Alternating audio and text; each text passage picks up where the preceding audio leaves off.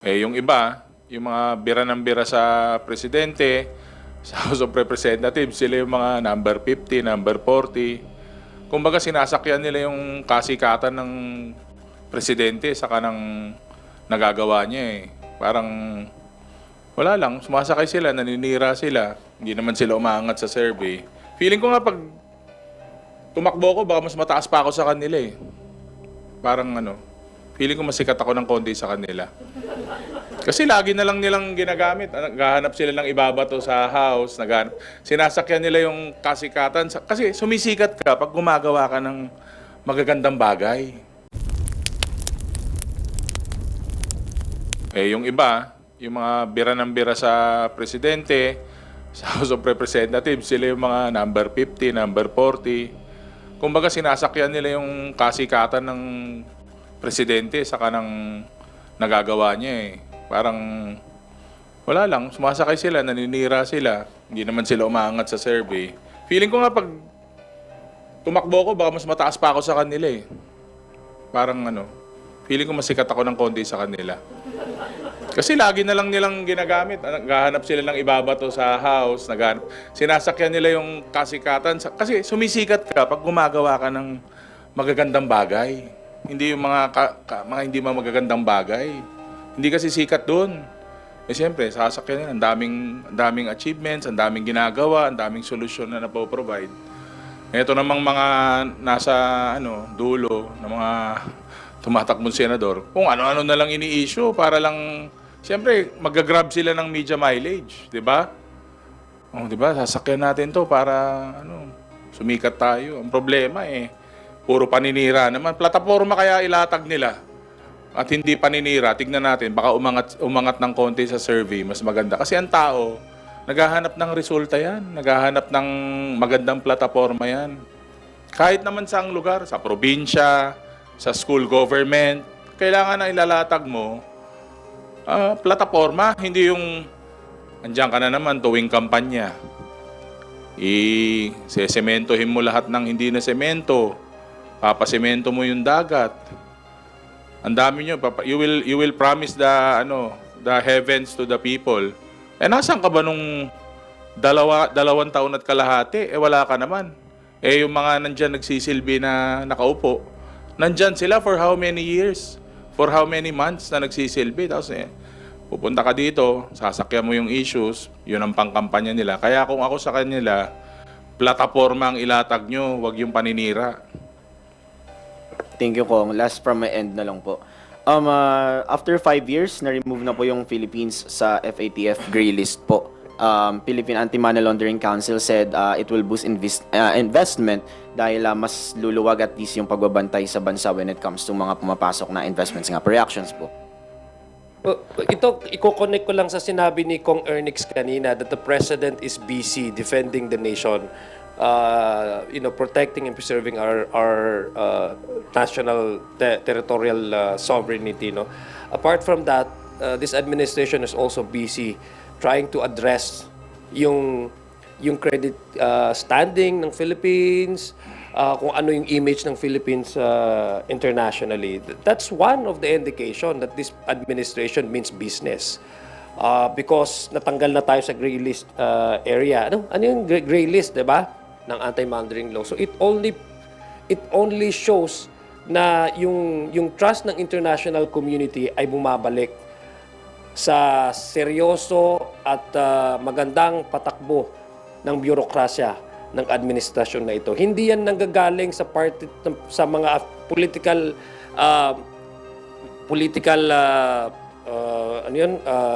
allies ng administrasyon na ito. This news comes from a legitimate international organization saying that the Philippines is no longer does not belong in the gray list of the countries na massive yung money laundering. No? So it's a positive development, and we commend this administration for really addressing that issue and removing us from that list. Ako just to add lang, tingin ko isang reason doon yung total ban ni President sa Pogo. Because the total ban in Pogo, yan naman, alam naman natin yung Pogo, yan yung web of lies and criminality. And isang ano dyan, yung money laundering.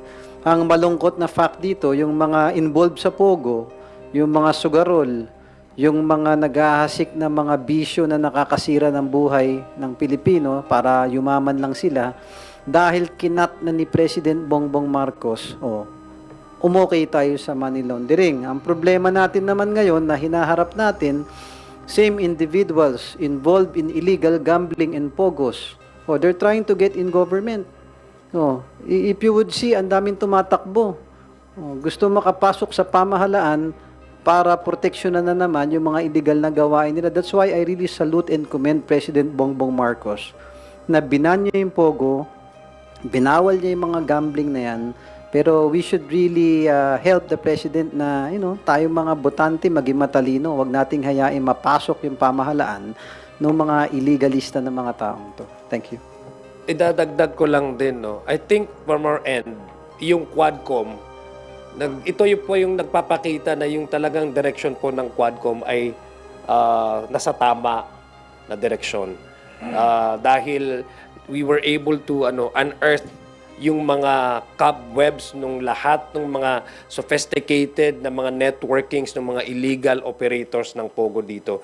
At least nakadagdag yung tama po yung sinabi ni hindi lang dun sa immediate na pagban dahil ang presidente alam talaga niya na kung ano magiging effect nito at paano dapat mag-move forward ang Pilipinas without this kind of illegal industry. Pero the House of Representatives from our end, the Quadcom, was able to at least come up with an institutionalized policy that would really deter the coming in or the resurrection of these illegal activities like Pogo. Thank you, Earl. Let us recognize Bibian Gulia from ABS-CBN2. Follow-up lang po dun sa question ni Earl kasi nabanggit ni Kong Zia kanina, si Presidente ay walang lining, wala kayong nakikitang lining na maging diktador. Sabi ninyo, he's very diplomatic, respects separation of powers. I wonder lang kung meron ba kayong nakikita ng mga leader na may leanings na maging diktador? Nakikita sa ngayon? Kasi ako, hindi ko naman pinofocus yung aking observation talaga on individual leaders sa ngayon. I'm trying to at least believe that our leaders right now are really focused on how we can improve our lot. But there are certain, since nagkakaroon election kasi tapunan ito ng political propaganda. Oo. It's for me personally, I would say that those people who have been in power and yet use their power to censor perceived political enemies has the tendency of a dictator. Taong bayan po ang magdidesisyon dyan. Sila din po ang magpapaupo kung sino man ang mga susunod na leaders ng ating bansa. At naniniwala ako na ang taong bayan alam nila kung paano mamili ng tamang leader. Okay, move na po ako dun sa updates on impeachment. Kasi parang nung mga nakaraang meeting ng prosecution panel, I saw na may mga sumasama po sa inyo. Updates lang po sa preparations.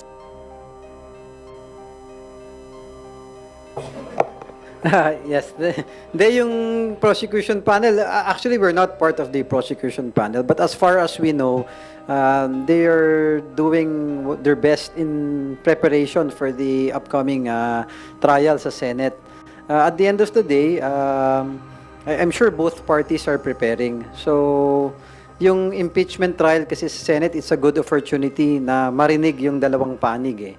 So, I think it's the most democratic process we can go for. That's why both parties should really be prepared. And I think they're doing that. Thank you.